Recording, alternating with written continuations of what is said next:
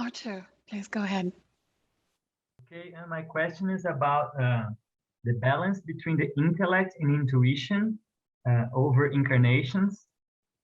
Does it follow a trend? Okay, the balance between the intellect and the intuition, and then you said over Incarnation. over an incarnation. Does it follow a trend? Yeah, I suspect that there's a trend going there. Yes, if you just because you are more evolved, the quality of your consciousness toward lower entropy, that means you are more likely to develop that intuitive side. You have a larger decision space. You know, if you are intellectual only, then your decision space is small. If you're just intuitive only, your decision space is larger, but still not as big as it could be. It takes both to make your decision space big, and you tend to think in bigger pictures. So sure, there'd be a trend so that those consciousnesses that are evolving, have been around many, many times, their entropy is getting lower and lower, then I would say every time they come back, they have a higher probability of more quickly and more extensively developing their intuitive side. It just seems natural to them. That intuitive side is there. They're aware of it. They connect. They have connection with the larger system. They have connection with bigger picture, because that's just what they've learned. So yes, it accumulates as well. It grows. That goes with the being, that larger decision space. Okay, thanks. Kenny, your turn. Okay. My question is about Tom Spark, and you may have kind of answered when you answered the question to Keith, but I'll still give a concrete example. So we do have a collective experience of the landscape. And how about the staff? For example, if I talk to the staff and be friend with them in the morning, and I talk to them and I have a whole description of them and so forth, like one person is a tall guy, he's got blue eyes, blah, blah, blah. Then a friend of mine goes into the park in the afternoon and will experience and see the same guy in the staff. So when I call my friend later on, we say, oh yeah, that was the same guy. He's tall and he's got this and that, and he likes this and that and so forth. Okay, not necessarily, but possibly. Okay, now, not necessarily. Tom Spark experience is going to be a different experience for everyone. Okay, it's not going to be the same experience. So in that sense, other people may not see that tall guy with the blue eyes. Mm-hmm. They may see a short person, with dark eyes. Okay, it's their experience, their interpretation of the data, their experience. So it's individual in that sense. So each person experiencing Tom Spark is basically evolved in a single player game with the LCS. It's your own virtual reality. And you and the larger conscious system are co-creators of this virtual reality. You create some of it, the system creates some of it. If the system sends you an image of a tall person with blue eyes, then that's what you interpret. The system may not. People have different things, mean different things to other people. Maybe it's random what they send you, tall, short, brown eyes, blue eyes, because in your mind, it doesn't make any difference. Therefore, it might be a random choice from the system as to what it sends you. But if somebody else is particularly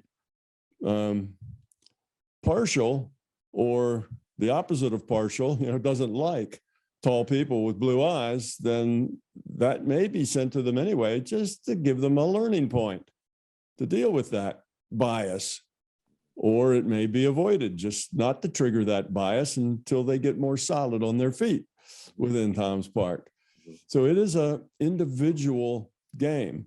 But now if the system wanted to help you, let's say you're trying to convince yourself that this is real and it's not just all in your imagination.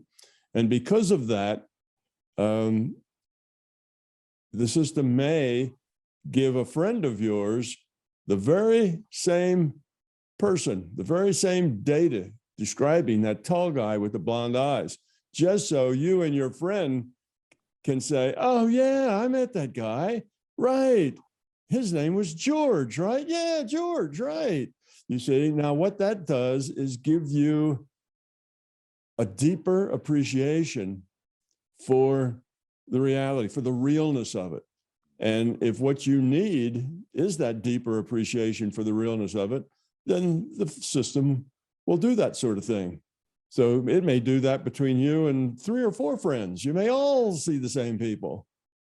But again, that's the system saying, okay, every one of you is playing an individual one-on-one, virtual reality with the LCS.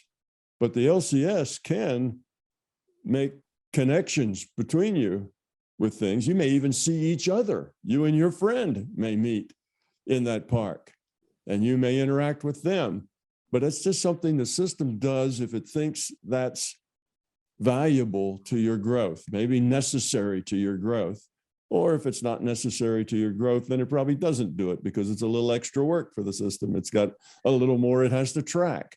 But if it thinks that that's important for your growth, then you might get that. So if you need it and it helps you grow, you probably will experience it. But all in all, it's a single player game. So you can modify Tom's Park because it's really a co-created game between you and the larger consciousness system. And the system will let you add and subtract things from it as you wish, and it'll work with that. You see? So we already saw that somebody found a portal to the ocean and had dolphins and all that sort of thing.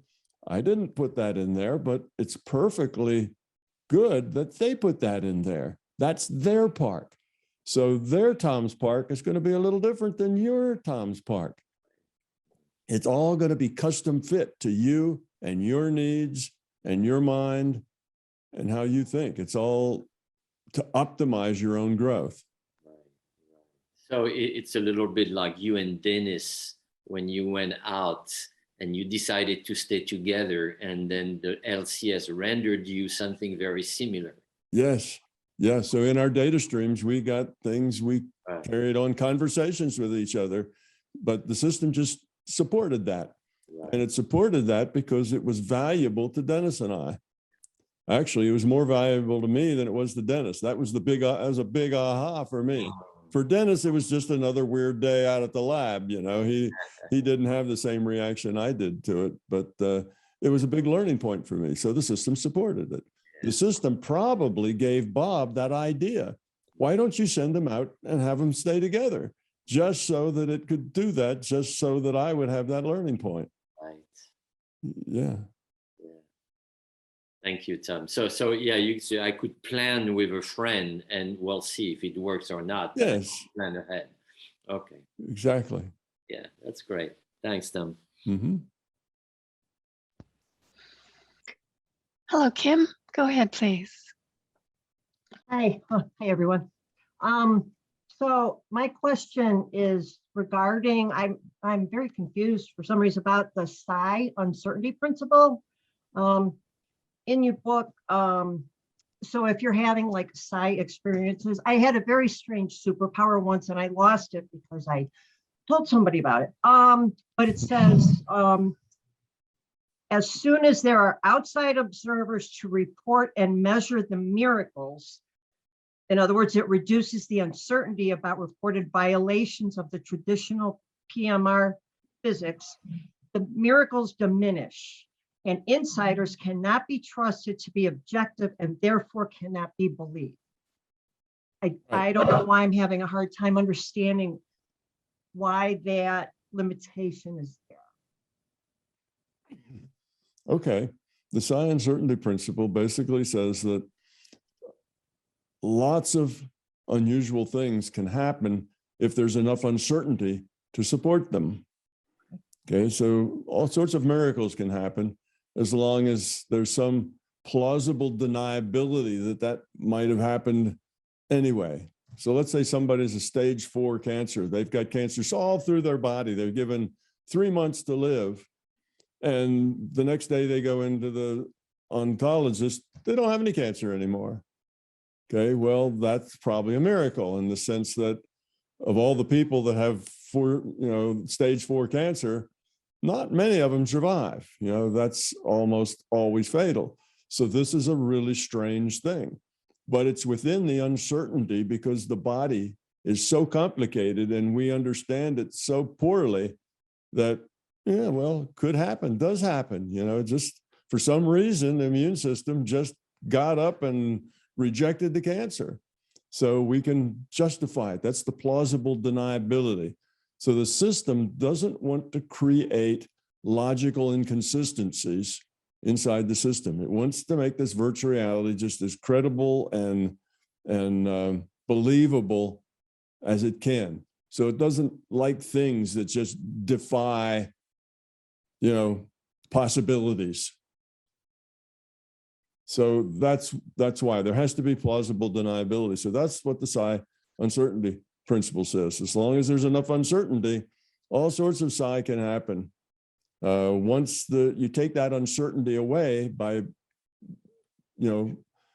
measuring, by looking, by reducing the uncertainty, then these miracles get more and more difficult to happen. So if you have, if somebody goes in and measures that the cancer in that particular stage 4 person, and they measure it every half an hour, they go in and check it out and say, yep, still there. Yep, still there. Yep, still there. Then the probability that one time when they measure and it's gone is much less, because that means it would have had to change in a half an hour. The whole thing would have to change. And people say, well, hell, the body doesn't work like that. Yeah, the immune system may get more active, but it's not going to do all that in a half an hour. So it makes it less likely. So now we don't have that plausible deniability. So now if they do that, then it's difficult. But if it's been a 3-week visit or a once a month visit into the oncologist, then okay, gee, stuff happened. Lucky you, your system fought it off. And that's more plausible. So the one that you go in for your monthly visit, that probability is much that it's gone is much higher. It's maybe 1 in 10,000, whereas from half hour to half hour, that probability maybe is 1 in 10 million. It's just the difference in the possibility. There are more possibilities. If there's more possibilities at higher probability, then that random draw from that distribution is more likely to get you the answer you want. So I'm not sure if that helps or not. Does that kind of? It does. It definitely. I definitely understand it better. I guess so. The more uncertainty there is around something, then the probability can be higher that it could happen. But right. Once you have more and more certainty, you're narrowing down the possibilities or the probabilities to just a few things. Yes, exactly. Okay, that makes sense. Mm-hmm. So I guess why then, okay, this is going to sound weird, but I'll go for it. So my superpower was at work, kind of work for a large company, and every time I heard the song, Another One Bites the Dust on the radio, I swear to God, somebody got laid off within 2 weeks. I know it might sound stupid, but anyways, and this happened very consistently. And then I might go months without ever hearing the song on the radio. And sure enough, if I heard the song within 2 weeks, somebody I knew personally at work would get laid off. Well, I told the woman at work about it. And that superpower went away. Why did my superpower go away? Okay. Well, the reason you got that superpower in the first place was that the system was nudging you to become aware of a bigger picture. oh, look at this. Every time I threw that, that happens. Sometimes people will look at a clock and it'll be, 11:11. Yes. And they say every time they look at a clock, there's ones. It's always, bunches of ones together or other things like that. Well, the system will do that just to help pry open a person's mind to a bigger picture. Life and reality is not that buttoned down materialistic thing you think it is. It's got this weird element to it that's just really hard to explain. And that helps kind of crack open a person's mind to a bigger picture. So that's why that happens in the first place. Okay. But as long as that's happening, it's just for you, right? It's just happening for you. It's the system giving you that information. Now you go tell somebody else about it, every time they play that song, whatever. Well, now it's not just about you. You've included somebody else in on that because now they can hear a song. And when they hear the song, are they going to look and say, well, gee, nobody got fired this time. It doesn't work like that for me. I don't think you know what you're talking about. Or maybe that was just, circumstance. So you've changed the game and the system's doing it just for you. They weren't doing it for that person. They were doing it just for you. So as soon as you enter somebody else into the mix, that's really not what the system was about. Maybe that person's not ready to have their mind opened yet. And if you did it to a whole lot of people, if you went out and sent everybody in your company an email, hey, every time they play that song, or at least every time I hear it, this happens, you say, it's not going to happen because now the probability of that is much less. When it's just you, the probability of that happening, well, it's a lot more. Once you get 100 people and say, all right, out of this 100 people, all of you keep track of when you hear that song. Well, now the system's not going to play anymore. It plays with individuals. That absolutely makes sense. Now I get it because when I kept reading these paragraphs on the uncertainty principle, I knew that had to fit in there like somehow or whatever. But I mean, okay, so now I get it. So basically, I ticked off the LCS, but that's okay. It's like this. If you're one of those people that sees ones, 11s and 111s and that sort of thing, if you walk up to somebody and say, in 30 seconds now, I'm going to look at that clock. I'm not going to look at it now, but in 30 seconds, I'm going to look at that clock and there's going to be a bunch of ones on it. It won't work because now you told somebody else that.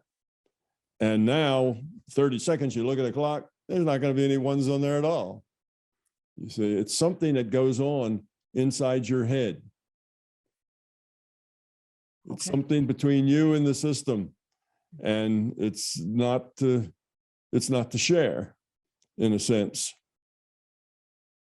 But God, that was so hard not to share with somebody. But all right, cool. Well, thank you very much. Now I get it. And now I can stop reading those 2 paragraphs and move on. Thanks. Okay. Lior, please go ahead. Hi, Tom. I just want to say about the previous question, it's like a magic trick. And when you show how the trick is done, then you can't do the trick anymore, right? Well, you can still do the trick to people who don't know it, if you're doing tricks. But once people know it, then they know what to look for. And then it won't work anymore for those people. Yeah, it's fascinating. I could ask you 5 different questions just on that, but I just asked what I planned on asking. So a few weeks ago, Mark Zuckerberg unveiled his metaverse, his plan for Internet 3.0, like virtual reality Internet. And I watched that and I could not think about MBT. And I read an article today that said that this virtual reality by Facebook or by every other corporation, they just want to have control and they just like, we're still going to have free will, like we have free will in this VR, but we're going to go inside their VR, and they're going to track us, and they're going to like, get information about us, so they can sell us things and target us with ads and everything. And I was thinking that, of course, it's very, very different, but like the LCS, the virtual reality here also tracks us and finds information about us. And it's not trying to sell us ads or stuff or get our money, but once we transition, it does take all this information and it's doing something with it. So I want to ask you first, did you see his presentation? And if so, what did you think about it? And second, do you think having a virtual reality, because that seems like where we're going to, do you think having a corporate virtual reality is going to be high entropy or low entropy for us? Well, the basic answer to both of those, well, the first one is, did I see it? No, I did not see his intro. I have read little bits about it, as he's worked up to this point of releasing it. There's been lots of little sub-releases kind of leading up to it, and I have seen some of those. I don't know the details of what he's doing. I just have a kind of a very, very rough idea of it. But if we look at what makes something right or wrong, what makes something good or bad, it's not the act that makes something good or bad or right or wrong. It's the intention behind the act. And you've probably heard me say that. I say that often in the book too. It's the intention behind it. Yes, indeed, the system does collect a lot of information, because indeed you can learn from the past, and you need to have some understanding of the past before you can make a good strategy for the future. So there's some value in that information. But what makes it good or bad isn't the fact that the information's collected, it's what it's done with it. What's the intention?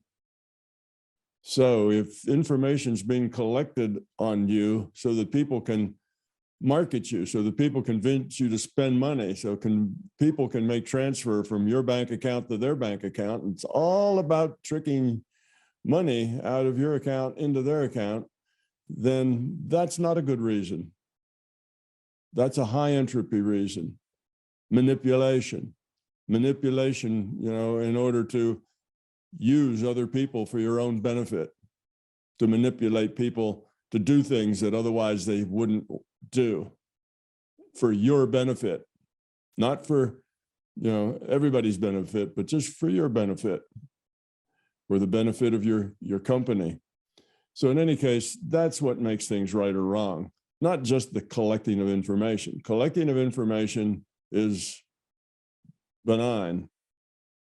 It's what you do with that information is either right or wrong or good or evil, not the fact that you collect it. Now, one might say, well, when anybody collects it, something evil could be done with it. Well, if that's a possibility, then that's something that you have to keep in mind. But in general, it's not the information that's the problem. It's the consciousness that wants to manipulate and take control, and mostly it's about money, getting more of your resources out of you than they would get otherwise. So that's very self-centered and high entropy. So it just depends on what they want to do with it. Yes, system collects it, but system uses it for your benefit. System uses that information to help you grow, to help you succeed, to help you become a person full of love and joy and peace and caring and happy. So it's there for your benefit, not to control you or manipulate you or get you to do something. You have free will, and that's always maintained. Do you think in our current state of consciousness, there is a possibility we are capable of creating virtual reality, like immersive virtual reality inside our physical virtual reality that is high entropy, or because our consciousness is not high enough, is not high quality enough, every attempt it's the classic question: are we going ahead, or is the technology going ahead of us in that regard? Yeah, well, that's a possibility. It's possible, yes, that we could create a virtual reality inside our virtual reality that was negative and destructive. We do that in a way already. You know, culture is kind of a virtual reality. You know, culture, it's a collective consciousness thing, but it influences us. It influences our attitudes and influences, you know, the quality of the choices that we make. And we live immersed within our culture, and that culture affects us and will lead us to, say, better or worse choices, perhaps. So we already do things like that. And no doubt we could do more. We could make them more diabolical, or we could make them more positive. So again, the potential for misuse is always there because free will is always there. The potential for a good use is also there. That a virtual reality inside our virtual reality, sort of like our culture, but maybe even more pervasive than our culture, could be a good thing if it were done for the right reasons and if it was helpful and didn't overrun people's free will and didn't try to manipulate. It's not like if it tries to manipulate you to be good, then that wouldn't be good either. You have to be who you are. So yes, there's always potential for low quality people to abuse knowledge and information. And it'll always be that way because we have free will. So we have the free will to make poor choices as well as to make good choices. So we just have to be aware of what's going on and why it's going on and what it's going to lead to, and decide whether we want to participate or not, because you can't be forced to join that virtual reality. You may have to go through the motions like in a culture. If you're in a culture and that culture has some very strict rules, you're not really forced. You can leave the culture, or you can just get by so you don't get arrested or penalized in the culture, but you don't necessarily agree with it either. So those are the same choices that we'll have. We can resist it. We can live with it. You know, we can change it. But we shouldn't be afraid of the future. The future is going to be whatever we make it. We the people who have all this fear and all this high entropy stuff going on, we're going to make it. And eventually we'll make it a little better and a little better and a little better. And if we wait long enough, it'll probably be a really nice place to be. We probably will have a very loving and caring world, but it's going to be a bit of a dicey path getting there. So beware, keep your mind open, try to see the big picture and see where it's all going and make your best choices. And that's all you can do, but don't fear it. Fear it will help you bring about something. If you fear it, you'll help bring about something that's scary. Thank you. Elizabeth, you're next. Go ahead. You had mentioned in a video that I cannot now place that we have choice in how we react to situations, that we can choose how we are going to feel. I like this as it gives me a say in who I am being, even when I am extremely annoyed.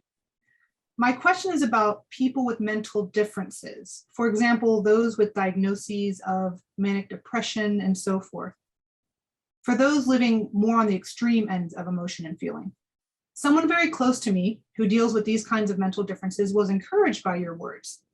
And I know you're not a mental health professional, but might you please speak to, in as much as you are able, how even those of us dealing with mental differences that may require medication at this moment might start to practice choosing how we will feel in any particular moment, even in the extreme spaces of emotion? Well, sure. That idea that you can have control, maybe control is not the right word, but that you can choose how you react to things. Now, in the beginning, that may seem very difficult. You don't choose, it's like, well, somebody just said something really rude to me and I just get angry. I don't choose to be angry. I just do get angry. Well, so many people would say they don't choose, it just is an automatic thing, but you do choose. You allow that anger, you let that anger go, and you have to take responsibility for it. And now we take somebody who's got a mental illness or a chemical imbalance in their central nervous system or some other issue that makes them prone to maybe being angry or makes them prone to being upset.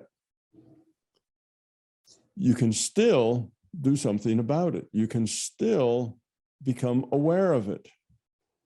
And if you become aware of it, that you do it, and you focus on that. Yes, okay, when these things happen, I get upset. And if you also say, I don't want to get upset when these things happen, that's a key part of it. You have to get to the point that you say, I don't want to be that way. If you don't get to that point, if you're stuck in a, I can't help it, then you're not going to change. But if you can get to the point that I don't want to be that way, now you can change just because you're aware of it and you are aware that you have some choice in the matter. Now, maybe it'll be a long time before you can take control of that. It may be a harder road to go down if you have chemical imbalances or other things, but you can still make progress. It's not that you're shut out from the progress. You can make progress. It may take more work. It may take more time. It may take more effort. But if you put your will to it, to succeeding, then you will succeed. You'll succeed to some degree. Now, maybe the degree to which you succeed will be one that as soon as you blurt out something, say angry, you become immediately aware that you just did that and you didn't want to do that. So you apologize immediately afterwards. Oh, I'm sorry, I didn't mean that. It just came out. Well, that's an improvement over just blurting out things that are angry and being angry. You see? All right, so maybe you still do that, but you're aware of it and you can not go, you can avoid the angry part, even if you can't avoid the blurting it out part. I'm thinking of like Tourette's syndrome, where you tend to blurt things out. So you will, to some extent, be able to choose not to do the things that you don't want to do if you put your mind to it. So I say it may be more difficult for people like that, but they can still succeed. And they should not feel like they are dominated by their illness. They're only dominated by that illness if they let it dominate them, if they feel helpless in the face of it, if they feel, there's nothing they can do about it, then they are kind of lost. But if they can say, I can do something about it, I will do something about it, and just work on it. Just work on it, even if it takes years. They will find that they will succeed because just that positive attitude will start modifying their physiology. If it's a physiology problem, their brain chemistry will start to change because of that attitude. That positive attitude will modify the underlying causes, change them to be more positive. So yes, you can. Even people who are very depressed can, with time and with patience, if they get to the point that they realize they don't want to be that way, then they can change it. If they never get to that point, then they probably won't change it. That's kind of the break point. Can they get to the point that they realize that this is bad behavior and I don't want to do it? And if they're sincere with that, they can change it. Perfect. Thank you so much. That makes that, it's so great. You always, I wanted to know about sadness and you're like, oh yes, and depression. Yes. So thank you for doing that. And that made me think about also loss and grief, and how you've always said also that that's a perspective. Like self-centered is I'm upset, what about me? And then think about the other person and how it's better for them, perhaps, or this is an adventure. So I can see how this can be helpful in all kinds of strong emotions. So thank you so much. Yeah, you're quite welcome. Typically, when people get to the point that I can't help it, you know, it's not my fault. It just happens to me. It's the way I am. It's my brain chemistry. When people get in that spot, they've given up, and they kind of drift into acceptance that the problem is inevitable. And at that point, you can't change anything. That's basically what, I don't know, it leaves you at the point of self-pity. It leaves you at the point of being helpless. It makes you a victim. Even it's a victim of your central nervous system. And as a victim, you can't do anything. So then you're stuck, and mostly things at that point will only get worse. The key is to get that mindset to the point that you're not a victim. You can say, well, I may have this messed up biochemistry, but I can affect it. I can change it. And I will do it. Even if it takes years, I'll work on it. That bit of positivity is what changes things. So that's the key element. Thank you. Hello, Dave in Canada. Please go ahead.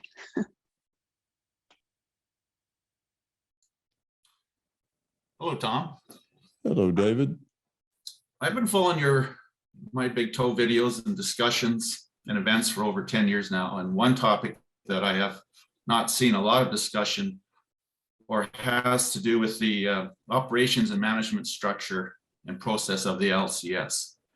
You've used the term the big cheese to describe a sort of leadership or primary entity of the LCS, but there seems to be a gap of common knowledge on what exists, if anything, between the big cheese and the rest of us IUOCs.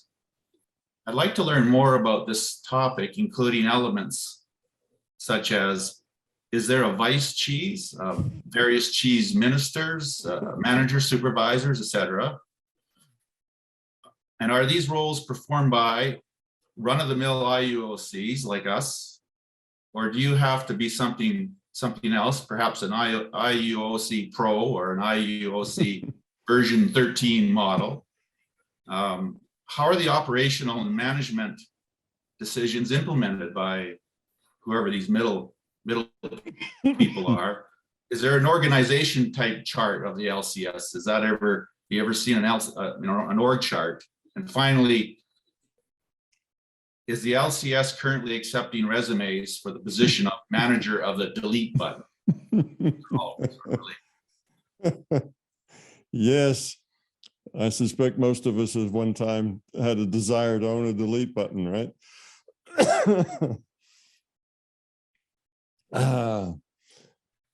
Well, there is some organizational structure, right? Anytime you have a structure with rules, you have to have some organization. Rules without any kind of organization to see that those rules are abided by, you really don't have any rules. You know, rules only exist as much as somebody's willing to enforce them. Somebody has to do that. So our system does have rules, and therefore it has to have some structure in order to manage those rules. But the organization, as far as I can tell, is very flat. There's not a lot of structure. There's not, the president and then 8 vice presidents, and then each vice president has 15 directors, and each director has, 25, division leaders, and every division leader has 27 branches, and it goes on and down these huge organizations. It's not like that. It's very, very flat. My vision up above the big cheese is very, very slight. I have very little idea of what happens up above the big Jesus level. I don't have any insight into that. If there's, if there's really much of anything going on there, I don't know, maybe not. After that, maybe it's just LCS. But the management also needs help. It's not you got one guy and he's the leader, he's the head of the corporation and he does every job. He runs the mailroom, and he makes the product and then he sells it. It's not like that. Obviously, there has to be helpers in between. A manager needs people to help manage. It's hard to manage something entirely by yourself. So there are those individuals that kind of are the people that help the big G's. But I think they're all kind of one-offs. They are entities that the big G's just uses to help him do whatever it is he needs to do. So if he can do it himself, he just does it himself. If he needs somebody else to gather information or help him understand, what's going on or whatever, then I think he just taps those people and asks them to go do that for him. So it's not like there's a position. Now, this is just Tom Campbell's viewpoint, which is not necessarily the way everything works. This is just as much as I see.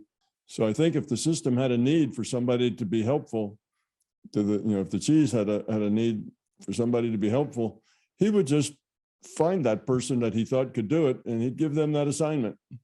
Here, go do this for me. I need you to, work this problem.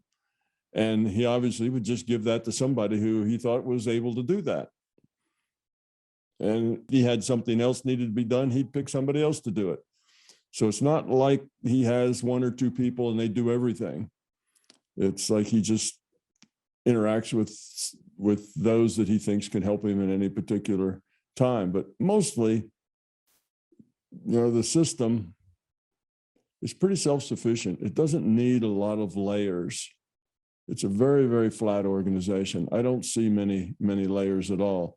Matter of fact, I just see the big G's and then I see individuals that get missions, things to do on particular incarnations, perhaps, or they get assignments in what we would call the non-physical to do things. I see that going on, but I don't see a lot of structure. And I think that's probably correct. Maybe it's just because I don't see it. Again, this is just my viewpoint, but I think there's very flat organization going on. And in my model, I tend to only put the pieces there that I see as logically necessary for the system to run, for it to be a working system. So I tend to let the LCS do everything. You notice I don't talk about the big G's a whole lot in my system. Well, first you got to go through the big G's and then you can get to the LCS. I don't speak that way. I just speak of the LCS. There's us and there's the source and we interact with the source, period. Because everything else is something that I would have to make up and I don't have any facts to make it up with. So that's why my model is very simple. There's the system, LCS, and then there's us, the IUOCs, and then there's the free will awareness units, and then we're done. It's just that simple an organization. So how do you put in your resume for consideration? Well, you do that just by being one, accessible. In other words, you and the big G's or the LCS can communicate, you're accessible. And two, you're low enough entropy that you can do whatever it is they need doing. And in that case, you may get picked to go do something. So if you think you've been picked to do something, oh, I got this little voice and it says that I should go out and do these things, I would be very skeptical of that. That is not, you should not be doing things because you get told. You should only do things because you choose to do it. It has to always be your free will that makes the choice. not that you do things because you're following directions. You have to understand what is entailed, who and what it affects, and you have to make the free will choice to do that. And that's true. Times that I have gotten assignments from the big cheese, it's always has to end up with me deciding whether or not that's something I'm willing to do and whether I think it is the right thing to do. I can always say, no, find somebody else. So that's an important thing. People who do things because they're told to by some non-physical entity, that's not a good idea. They're out of control, basically. You don't do things because you're told. You do things only because you choose. Now, the telling may open up some things to do that you never thought of. That's true, but you still have to make the choice. And you have to take responsibility for everything you do. You can't say, well, it wasn't me. I had so-and-so. They told me to do that. Can't blame me. Well, yes, we can blame you. We make you responsible for everything you do. So that's it. Just have to grow up. And that's the best thing you can do to have a resume. The system's generally aware of people who are useful and it picks them as they need them. I don't know if that helped you, and it probably doesn't help you very much because. Thanks very much, Tom. And I'll get my resume dusted off. I'm not busy this week. Thanks again. Yeah. Okay, Dave. Chris, I think we'll get to your question. I'm going to let Sylvie go ahead because she hasn't asked a question yet. Please go ahead. Hi everybody. Hi Donna. Hi Keith. So great to see you. Hi Tom. My question is, I don't know exactly what the question is going to come out, but I'm curious, and I wanted to clarify with Suzanne's question that she was talking about the IUOCs and the free will awareness units. You said that we get fresh choices with no intellectual baggage.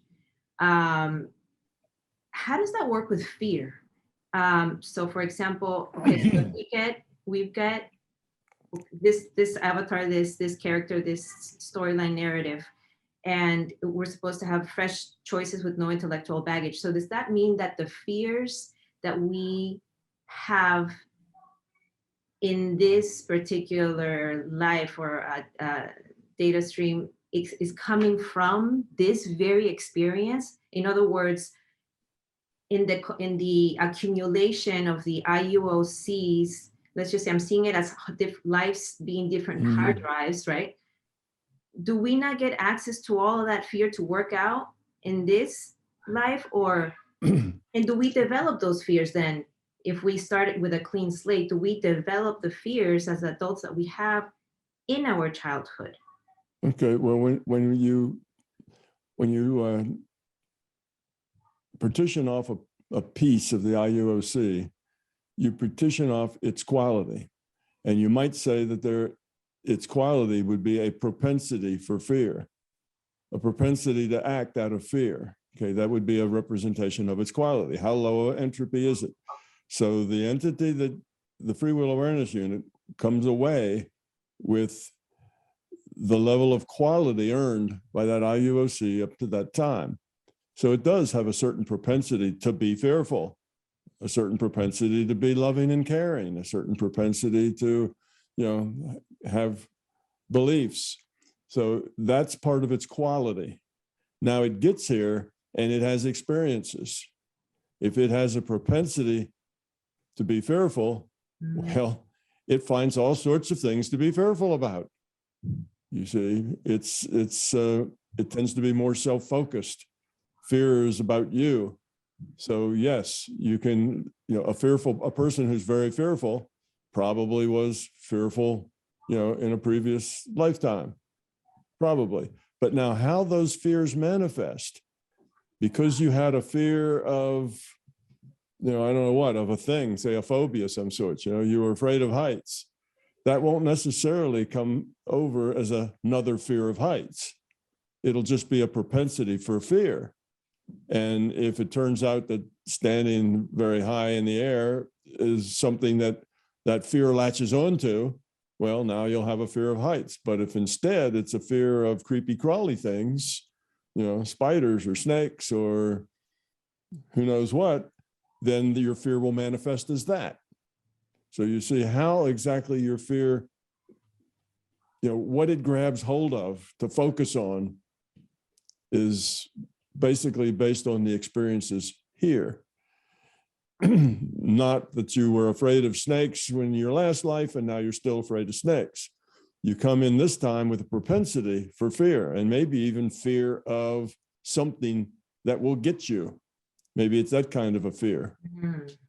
So now you will be afraid of things that will get you. Well, that could be snakes, or it could be, terrorists, or it could be anything else. So you come with a propensity, with a proclivity for certain kinds of things based on whether you start high entropy or low entropy. If you start very low entropy, you come with a propensity to be very kind and thoughtful. And you will sometimes run into 3- and 4-year-olds that are very kind and thoughtful of their little friends. Not too often, mostly they're very self-centered and want to grab that toy and make it their own. But sometimes you'll find the little tykes that are very thoughtful and caring of their peers and other people. So it's just, you come with inclinations, attitudes, which represent the level of quality that you have. And then you express those based on the things that you run into here. Now, occasionally you'll find a story where somebody is afraid of snakes, say, and they go to a hypnotherapist and they regress them, back, and they find that, oh, in your past life, you were eaten by a snake. That's why you're afraid of snakes.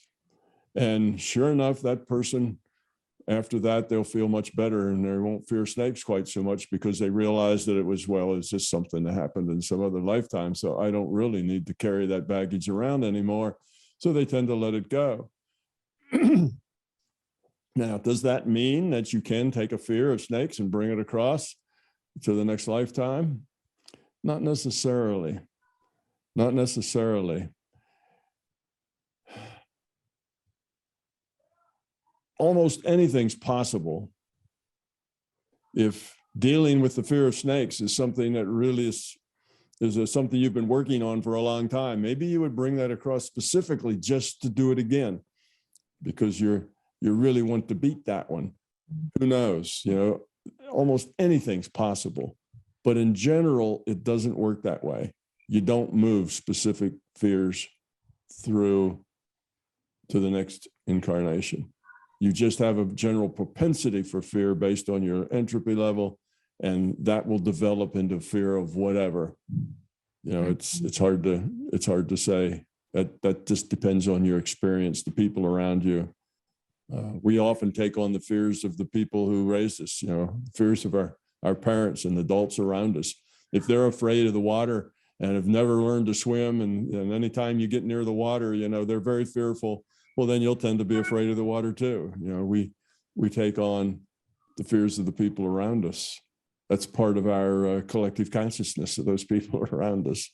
So there's lots of reasons that people become fearful, but no, you generally don't bring a specific fear into the new lifetime. So could you say that if for example, we are very much self-aware, we are, if a being or if a free will awareness unit is very aware, just has that level of awareness, and can it start to draw the fears of the people around, their caretakers around them? And then if that is so, how do we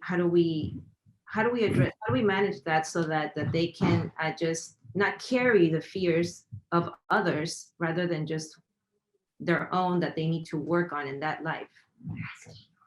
Well, as far as helping other people not be fearful, you can do that just by not being fearful yourself. Again, it's a collective consciousness thing. So if you're not fearful, if you always are calm and present, then the people around you will feel more calm and present too. particularly if those people are children, because they look up to you to, should I be afraid or not? And they look to mom to see. If mom's terrified, then they feel they ought to be terrified too. If mom's not terrified and she's got a smile on her face, then, well, they figure it's going to be okay. So just being a good example is really all you need to do for that. Now, as far as as far as other people's fears go, now you can't take somebody else's fears away from them, but you can make them feel safe. That's what we do when we go at night to our 6-year-old's room and say, there isn't anybody under the bed, but I'll look. And you get down on your hands and knees and you look under the bed and you look into the closet and say, there isn't anything there. What you're doing is just helping them to feel safer. And that's good. And that's about as much as you can do, is to help them feel safe. And you may even say, well, I'll sit with you for a while. You go ahead and fall asleep and I'll sit with you here in the room. And that will make them feel safe. And usually within a minute or two, they're asleep and then you can leave and everything's fine. So helping a person feel safe is a good thing. When we do the opposite and say, don't be such a baby, grow up, you don't need to leave your light on, or there's nothing under the bed. That isn't helpful at all. That kind of throws them back in the pit with their fear and doesn't help them get over it, doesn't help them deal with it. It just doesn't help. So that's the kind of thing we can do for others. As far as for yourself, you also have to realize that some people can be very developed in some ways and not so developed in other ways. It's not that we all the parts of us just all grow up together. It's not like that. There can be parts of us that are more highly evolved than other parts of us. We're a mixed bag of all sorts of things, and everybody's like that. So everybody can love and care about others, but they also can be self-centered and care about themselves. So they've got, the good and the bad. It's in most people, both. So we're a mixed bag of that. So you can find somebody who's very aware of things, very aware of non-physical things, very aware of all the paranormal things. They get data out of databases. They're aware of that, and they still have a huge fear of being inadequate, or a huge fear of not doing things right, or not being a good mother, or not being a good daughter, or whatever. So you can have mixed bags of people who are developed and not developed. The point is, you have to work on those areas where you're not so developed. So just because somebody seems to be highly developed doesn't mean that they're like that all across the board. There still may be parts of themselves that are cringing in fear of some things. It just means that if those people work on it, they'll probably succeed more quickly than people who, aren't developed. So they have a little more, I guess they got a leg up on working on it. But if they don't work on it, then they'll carry that fear around with them for a lifetime, even though they grow a whole lot in some other areas. So again, for other people, good example, and help people feel safe. For yourself, realize where your fears are and work on them. Yeah. Love it. Thank you, Tom, so much. Go ahead, Chris. Okay, so in this PMR, we experience a data stream from the source. When we dream, we experience a different kind of data stream, presumably from the source as well. People who have NDs, OBs, these kind of things, they're also experiencing data streams. So my question would be, is there at any point, do we ever have an experience that is not a data stream? Kind of like the whole brain in a vat thought experiment, but this is more sort of an ethereal brain in a vat. So do we ever have an experience that is not a data stream coming into us? And do we ever experience our fundamental nature? Yeah, The first one is no, we don't ever have an experience that isn't a data stream coming to us. We are consciousness, and we're part of an information system. And any reality in which we can experience, that reality is a virtual reality. Our experience requires context. You can't have experience if there's no context for the experience. Context requires rules. Any reality that has rules that creates context that allows experience is a virtual reality, sort of by definition. It's a virtual reality because it's a reality based on information and rules, information and a rule set. So if you can experience it, it's a virtual reality.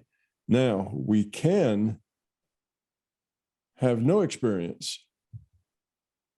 Okay. And when you have no experience, you're not in a virtual reality. That's our only sense of having a connection with, let's say, the source. Not a connection in the sense that we're experiencing something, but just being a part of the source. And we can be aware of that when we're in point consciousness and we're just a point of awareness and nothing else. There's no experience there. And we are just one with the source at that point. But it's not an experiential kind of thing. It's just that we exist. And as much as we experience there, like we may experience and say, oh, I feel, everything is love. I feel I'm one with the rocks and the leaves and the trees. I'm one with everything. In as much as you're experiencing being one with everything, that is a virtual reality. In as much as you just are, you're just a part of it. And usually when you have that experience with the being of light and you connect and you become one with it, typically there's a part of that where you do have this experiencing of being a piece of everything, but that's just you trying to interpret the information in a way that makes sense to you. That's your interpretation. Once you let that go and you say, okay, I felt I'm one of everything, and then you just experience it, now you're not in a virtual reality. You're just being, experiencing nothing, existing, nothing more. So those are, okay, that's the answer to the first question anyway, is that, if you experience, you're in a virtual reality. And our experience of anything other than that is not an experience at all. It's just the existence. So if you took an IUOC and they're out of a virtual reality and they're just say, still exists in the larger consciousness system, then they just are without experience. They just exist as a potentiality. Then you put them in a virtual reality, even if that virtual reality only has the rules that define communication protocols. So all they can do is communicate. That's it. Well, that's a virtual reality. It has rules and it's passing data. That's what defines a virtual reality. So then they would start being able to think, communicate. So without that, then they're just aware, but they're not really thinking. They're just existing as an awareness without really being aware that they're an awareness. As soon as you say, oh, I'm aware that I'm an awareness, well, now that's an experience. So I don't know, Okay. does that answer your question, Chris? It does. And if I could rebound quickly, I know time is running out. We're very used to thinking of ourselves as biological organisms, or if people come from a more religious background, they think of themselves as a soul or something like that. In an information-based model, a sort of digital consciousness model, would it be accurate or maybe useful, or just out of curiosity, to say that we are at our most absolutely fundamental level? Could we be like sort of lines of code, almost like artificial intelligence entities that have sort of emerged from a digital consciousness? Yeah, you could say that. I'm not sure how valuable it would be, but you know, basically we are potential. We're defined, a defined potential that has the properties of consciousness, you know, awareness, self-changing, memory. You know, we can have things like that that kind of define us as a being. Okay. But so we may have that sort of thing as a piece of consciousness, but yeah, I'm not sure whether we would constitute that as experience or not. So we're information. I just kind of leave it at that. You know, we're a potential to do something. We're a potential choice maker. Okay. I suppose I'm trying to picture what the more fundamental layers of reality might look like in a way, you know. But maybe it's not really our place to do that. Yeah. Yeah, I think that's probably difficult because as soon as you make a picture, you've created constraints. Mm-hmm. You know, that's what it means by making a picture. If you make a picture, then it's this, not that. That's what makes it a picture. So it immediately produces constraints when you make a picture, when you name it, or you try to say, well, here's the way it is. And I would say that there are no constraints. You know, we're just potential. So making a picture probably is trying to make something that is completely abstract, trying to make a little concrete handle on it so you can pick it up by that little concrete handle, you know, because it's just a complete abstraction. Okay, cool, that helps. Thank you. Clark, you're going to be our last question today. Hi, Tom. Hi, Clark. My question is also related to fear, and it has to do with fear and doubt in the spiritual path. There's something, a phenomenon called imposter syndrome that's often in business or work contexts where someone feels like they have a lot of self-doubt, or they're kind of like a fraud, or, you know, they attribute any progress to luck, and they have a lot of fear of being exposed as kind of a fraud. And so, you know, looking at that on the spiritual path or on the path of self-development, sometimes that's something that I struggle with, where I have very powerful and really negative thoughts of, you know, you don't deserve this, or you're not really going to make any progress here, or you know, think back to something that happened years ago and say like, that's evidence that, you know, you're really not a very spiritual person or spiritually advanced person. And so I guess I'm wondering if you have any suggestions or approaches to managing and dealing with those thoughts, because they can be really discouraging and inhibit progress. Yes, and that's very common, Clark. That's that sort of a fear. I just would kind of put that in under the title of a fear of inadequacy. You know, it's not feeling like you're not good enough. You're not as good as you think you should be, not as good as you want to be. You're somehow lacking. And that is extremely common. Extremely common. And we get that mostly from our childhood. And we get it in our childhood because our parents generally don't have time for us because they're busy. These days, you know, both people in the both adults in the family work. Then when they come home, they've got other things to do. They got to take care of kids. And they have this idea, not now, go away. You know, I'm busy now, leave me alone. And they tend to only give attention to their children when it's negative attention. As long as the children are off playing and not creating a problem, then they just leave them alone. And as soon as they create a problem, well, then they go fuss at them. So from the child's point of view, life is benign until they interact with an adult, and then an adult comes and fuzzes at them.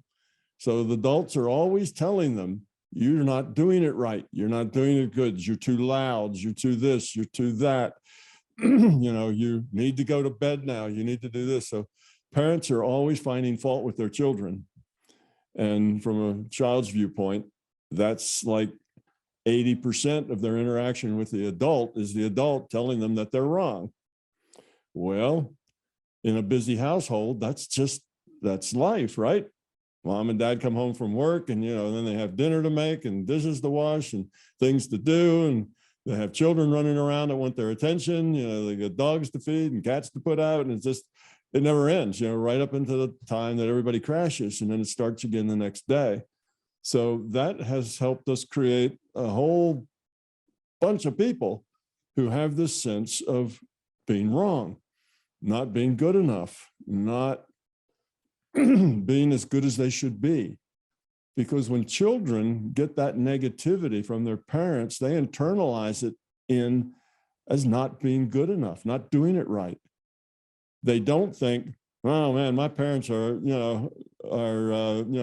a lot of trouble. My parents are always being negative to me.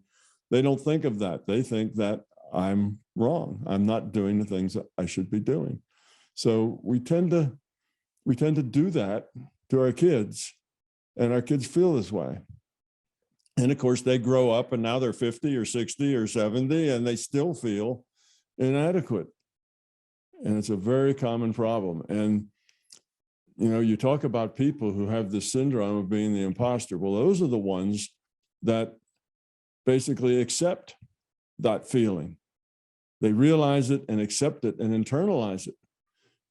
The majority don't accept it. They reject it. They deny it. And how they deal with it is through denial and saying, I am too worthy. And every time they hear something that makes them feel unworthy, like somebody criticizes them, they get angry. So these are the people who push back, angry, pushy, my way, because that's just a compensation for not being adequate. You see, so when you feel not adequate, you can be a shrinking violet, you can be somebody suffering with inadequacy, or you can be a bully and push people around and be demanding and get angry. All of those really end up being the same thing. It's not feeling like you're as good as you think you should be, that you really aren't much. You're just a little bit of nothing, So what do we do about it? One, you're all ready to step one if you realize that this is a problem that you need to deal with. Because, like I say, if you're in denial, you're further away from dealing with it. First step is to realize that it's there. The second step is to realize that it's not true. It's your opinion. It's the way you feel. And you've learned that bias. You've learned that way to feel, but that it's not based in any facts. Although you can drag up lots and lots of evidence for it, that's because when you feel that way, you interpret your reality in terms of that. You interpret your reality. So when somebody says, you could have done that better, you think, oh yeah, failed again, wasn't good enough. Instead of, oh, well, thanks. How could I do that better? Do you have any suggestions? You see, that's another way to interpret it. One way, oh, there's proof of my inadequacy. And the other way, there's no inadequacy at all.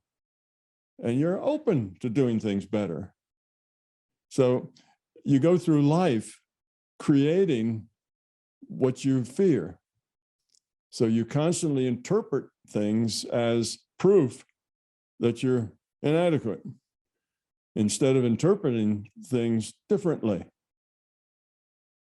You see, so once you get all that in your intellect, that maybe helps you get focus, but it doesn't fix the problem because it's not an intellectual problem. it's a problem at the being level. It's an intuitive problem. It's a problem at the feeling level, not at the intellectual level. So you can do all the intellectual gymnastics in the world. You know, you can write down things like, I'm a wonderful person, and pin that on your refrigerator and repeat it 20 times every day. It still isn't going to work if that's just your intellect. You need to get that message of being positive down at the being level. Well, repetition does help get things down at the being level. So that, you know, if you repeat that 20 times a day, that may actually help a little bit. But the thing you need to do is to have an intent not to feel that way. When you start to feel that way, just say, no, that's not true. I'm not inadequate. I'm not perfect. I don't know everything about everything, but that's okay. If somebody suggests that I could do something better, that's good. I'll take that suggestion. I won't take that as proof of my inadequacy. So yes, I can grow. Yes, I make mistakes. I'm not a perfect person, but all of those mistakes don't mean that I'm inadequate. They just mean I'm not a perfect person that knows everything. You see, you start interpreting it differently. And then have this idea that I don't want to feel that way. And when you start feeling yourself inadequate, stop. Take a deep breath and say, not true. I'm a growing person. I'm a growing person in progress, as are we all. Everybody is a growing person in progress. I have things to learn, so let me learn them. How can I do that better? Instead of, oh no, failed again. Yeah, that's me. You see, there's just two different ways, two different attitudes toward the exact same situation. So have that awareness that when you feel that inadequacy, you stop it and say, no, that's not so. I do have things to learn. I do make mistakes. I won't always do everything the best way or the right way. So that's life. That's the way it is when you're growing up and being a person. And it'll always be that way. That's the way it is for everybody. There isn't anybody that's perfect and does everything always right. That's not how we learn. We learn by making mistakes. So we relish those, you could have done that better. We'd like to hear that because that means, oh, okay, maybe I can learn something here. So we see all those criticisms as positive, not as negative. So you see, it's just a shift of attitude. And you can make that shift with an intent to not take it as being inadequate, as an intent to say, all right, I can do better. I'm a person in progress, and I'm learning and I'm growing, and I'll do that better. And then you feel good about it. All right, I learned something today. You see, so take it that way. You don't, people who feel inadequate tend to have this need to be perfect, because if they're perfect, that kind of pushes the inadequacy out of the picture. And as soon as they make a mistake, oh, now, you know, they feel terrible. Well, stop having to be perfect. Allow yourself to make mistakes. Mistakes are natural. Mistakes are the way we learn. If you don't ever make a mistake, you'll never learn anything. And if you always feel inadequate about it so that you don't go back and fix it, because after all, you're just inadequate, there's no point trying to fix it, you'll always be this way, well, then you don't learn anything either. You see, so you need to break out of that and use just basically force of will. That as you feel that coming on, reject it and look for something to learn. Look for some way to grow, some positive way that you can add to it. And realize it's going to be a slow process. You're not going to change overnight. It's going to be something that's going to change over months and maybe years. But if you keep focused on it, I'd say within 6 months, you'll see a difference. And within a year, you'll be mostly past it. You won't feel that way. Your attitude will be completely different and you'll feel more positive. Your relationships will get better. Everything will get better. Your work, your boss, everything will get better in your life just because you get rid of that fear of being inadequate. And like I say, I bet 95% of the population is walking around with that fear of being inadequate. It's just that most of those people that have that fear are not aware of it, as you are. Therefore, they're not really in a position to change it or do anything about it. They're just going to be aggressive or pushy or demanding, or, it's got to be my way, because if it's not my way, that means that I'm not right. And I can't stand it if I'm not right. And that makes me angry if you think I'm not right, you see. So they aren't so likely to be able to make the change because they haven't yet accepted that it's part of them. It's the way they are, that inadequacy is just an issue they need to get over, not something they have to live with. Yeah. So I took a little extra time with that because it is so pervasive, that most of the population will get something out of the discussion. So it's a good thing to have brought up, because it really is a problem for most people in our culture. We even, we kind of have that attitude about, children are better seen but not heard. Children need to go off and, we only interact with them when they're doing something wrong. And then we come down on them and explain to them why they're wrong and tell them what they need to do right. And other than that, we leave them alone. Next time we go talk to them, it's because they're wrong again, or because they need to do something that they don't want to do. We need them to go to bed. We need them to get up and get dressed. We need them to do this. We need them to do that. And there's hardly any time where we just sit around and be with them and they're fine and they're okay just the way they are. We always find them needing to do something other than what they're doing. So it's not surprising that our children learn that they're not doing it right. Anything they do is going to be wrong. That's just what we do to our children. And one day we'll grow out of that as we grow up and realize that just spending positive time with kids, telling them that they're doing good things, that's worth a lot. But it's got to be sincere. It can't be that thing that somebody goes out and does a horrible job at something and you praise them for it. Oh, well, that was really wonderful. They know it wasn't. And if you tell them it's wonderful when it isn't, they know you're not telling the truth. And now they can't really trust you anymore because you tell lies. You don't tell the truth. So now even if you tell them that's a good job, they won't believe it. You see, so telling them that it's wonderful when it's not is not helpful. But they don't have to do much to be wonderful. All they have to do is exist, just sit there and hold them for a little bit. And that's enough for being wonderful. They don't actually have to go out and, lift a heavy weight or do something amazing. They're wonderful just because they exist. And that's something that we generally don't have time for in our busy lives, unfortunately. Thank you so much, Tom. Thank you, Clark. We ended on that very good question. Thank you, everyone, again, on behalf of Keith and I, Tom and Pamela. Thank you for your kind and generous support always. Yes, thank you so much for your support. We could not do what we do without you. You're very important. I and MBT Events hope you liked this video.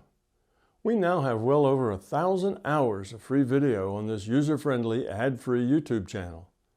Though these videos are free to our viewers, they represent many thousands of hours in production and editing, and many thousands of dollars invested in video and audio equipment, along with the required computers and software to store and process the raw video into finished products. So far, all of this content has been funded directly out of our own pockets. Be assured, we will always continue to do what we can. It's our life, our purpose, a labor of love that we will continue to pursue as best we can. However, those pockets are not as deep as they used to be. Thus, we are now seeking to augment our resources with support from our viewers. If you find something of significant value in our videos, please consider supporting their production through our newly created Patreon account or through a one-time donation. The links are in the description below. Thank you.